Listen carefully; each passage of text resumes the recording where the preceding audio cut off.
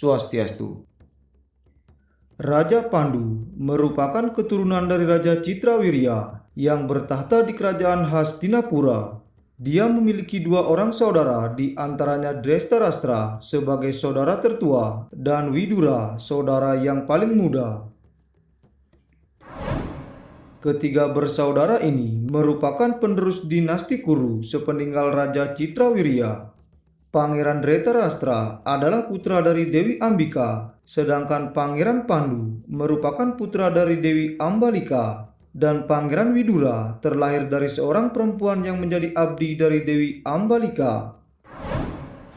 Sejak masih muda, Pangeran Pandu dan Drestarastra memang sudah dikenal sangat hebat. Mereka menguasai ketangkasan bertarung dan mahir menggunakan senjata perang. Meski terlahir buta, namun kehebatan dan ketangkasan yang ditunjukkan oleh Drestarastra sangatlah luar biasa. Bahkan dikisahkan tenaganya setara dengan puluhan bahkan ratusan ekor gajah. Sementara Pangeran Pandu sangatlah cerdik dalam strategi bertarung, menguasai kemampuan memanah yang sangat baik. Dia dikenal sebagai kesatria yang penuh wibawa.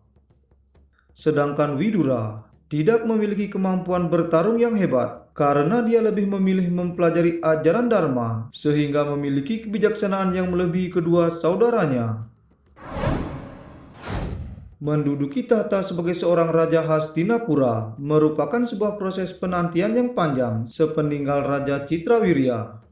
Pangeran Pandu yang dipilih sebagai penerus tahta kerajaan bukanlah seorang putra mahkota, melainkan Pangeran Drestarastra yang seharusnya menjadi seorang raja karena dialah putra tertua dari Raja Citrawirya.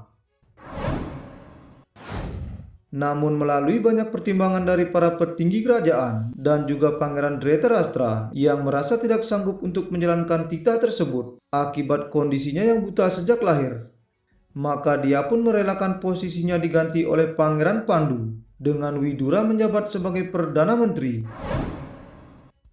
Dalam masa pemerintahannya, Raja Pandu mampu memperluas wilayah kekuasaan Hastinapura melalui kemenangan atas Kerajaan Darsana, Kerajaan Kasa, Kerajaan Angga, Kerajaan Wanga, serta Kerajaan Kalingga. Dalam sebuah sayembara yang diadakan oleh Raja Kuntiboja dari Wangsa Resmi, Raja Pandu diundang untuk ikut serta pada pagelaran tersebut, di mana sebagai hadiah bagi para kesatria yang mampu menangkan sayembara tersebut, maka akan dinikahkan dengan putri kerajaan yang bernama Dewi Kunti. Hingga dalam sayembara tersebut, Raja Pandu berhasil menjadi pemenang atas kehebatannya dalam bertarung dan juga memanah.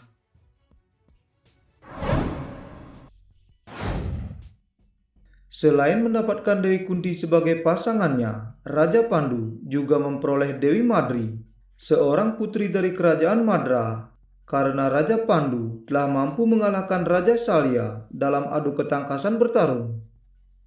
Dikisahkan pula Raja Pandu mendapatkan Dewi Gandari, seorang putri dari kerajaan Gandhara. Namun atas kebaikan hatinya, Raja Pandu meminta kepada Drestarastra untuk memilih salah satu dari ketiga putri tersebut.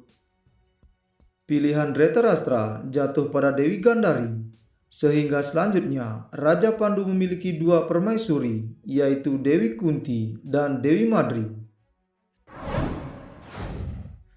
Percikan dendam serta kekecewaan mulai berawal dari sini. Dewi Gandari yang merasa kecewa karena dipilih oleh Drestarastra, maka ia pun memutuskan untuk menutup matanya, sebab ia tidak ingin lagi melihat sinar matahari dan semua keindahan dunia, sekaligus sebagai wujud rasa setia kepada pernikahannya.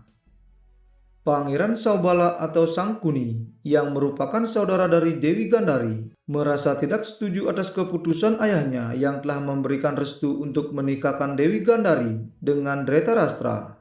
Karena menurutnya Gandari seharusnya menjadi permaisuri dari Raja Pandu. Sejak saat itu, Sangkuni memutuskan untuk tinggal di Hastinapura hingga saat dirinya telah menjabat sebagai raja di kerajaan Gandhara.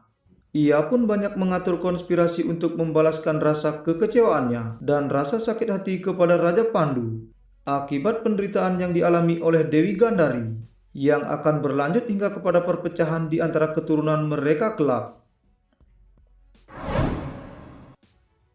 Raja Pandu bersama dua permaisurinya hidup harmonis di istana. Hingga pada suatu ketika Dewi Madri bermanja-manja kepada sang raja untuk dicarikan seekor rusa. Sang raja pun menyanggupi permintaan permaisurinya tersebut. Hingga saat berburu di hutan, tanpa disadari sang raja memanah seekor rusa yang tengah memadu kasih, di mana rusa tersebut merupakan seorang resi bernama Resi Kindama yang berubah wujud menjadi seekor rusa di tengah hutan. Akibat anak panah yang telah menancap di tubuhnya, sebelum mati, rusa itu pun kembali ke dalam wujud aslinya sebagai seorang resi. Dan selanjutnya mengutuk Raja Pandu atas perbuatannya tersebut, bahwa kelak sang raja akan meninggal seketika apabila bercumbu dengan wanita atau pasangannya.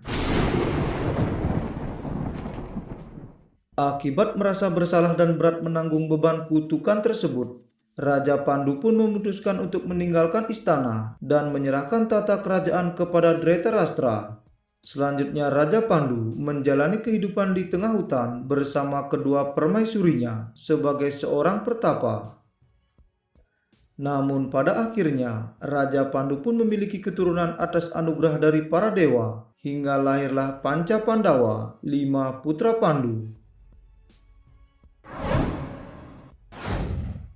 Kisah kematian Pandu terjadi sesuai dengan kutukan yang telah melekat pada dirinya, di mana tanpa disadari, Pandu bersama Dewi Madri memadu kasih atas hasrat cinta yang begitu kuat.